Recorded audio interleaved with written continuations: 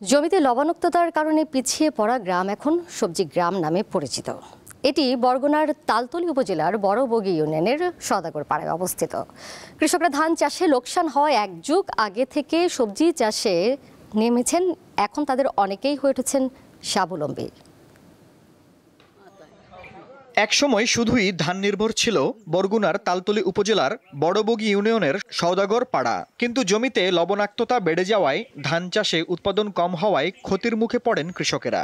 জীবিকার তাগিদে নতুন পথ খুঁজে বের করেছেন গ্রামবাসী। এখন চাষ করছেন বিভিন্ন ধরনের সবজি। বর্তমানে ৬০০ হেক্টরেরও বেশি জমিতে সিম, করল্লা, শসা সহ মৌসুমী সবজি চাষ করছেন কৃষকরা। শুধু একটি গ্রামেই বছরে প্রায় ৭ কোটি টাকার সবজি উৎপাদন করছেন তারা। শীত মৌসুমে পুরো গ্রাম জুড়ে দেখা যায় শীতকালীন সবজির মাচা।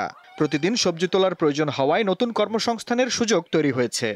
শসা, করল্লা, আমরা বর্তমানে বটবুড়ি, সিম, লাউ, এই বিভিন্ন ধরনের ফসল আমাদের এই দক্ষিণ সওদাগরপাড়া ভালো ফসল আছে আলহামদুলিল্লাহ। দক্ষিণ সওদাগরপাড়া সবজি গ্রাম হিসেবে পরিচিত। তবে আমরা যে কৃষি কাজ করি, এই সবজি থেকে আমাদের জীবন জীবিকা নির্বাহ করা হয় এবং আমরা এই কৃষি থেকে আমরা অনেক টাকা লাভবান হই। আমরা সবজি বাগান করি, খুব ভালোই হয়। আমরা চাষবাস করি, আমরা সব কিছু ভালোই করি। লবণাক্ত জমিতে উঁচু বেড তৈরি করে সবজি চাষের পরামর্শ দিচ্ছেন কৃষি কর্মকর্তারা।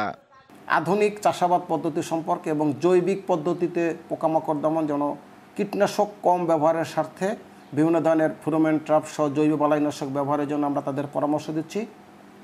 পাশাপাশি তাদের আমরা মালচিং পেপার ব্যবহার করতে উদ্বুদ্ধ করছি এবং কৃষকরা যেন পণ্যের ন্যায্য মূল্য পায় এজন্য সরকারি বিভিন্ন দপ্তর, বিশেষ করে কৃষি বিপণন অধিদপ্তর সহ বিভিন্ন সুপার শপের সাথে আমরা কথা বলেছি, যাতে কৃষকরা এখানের ফসলের ন্যায্য দামটা পায়।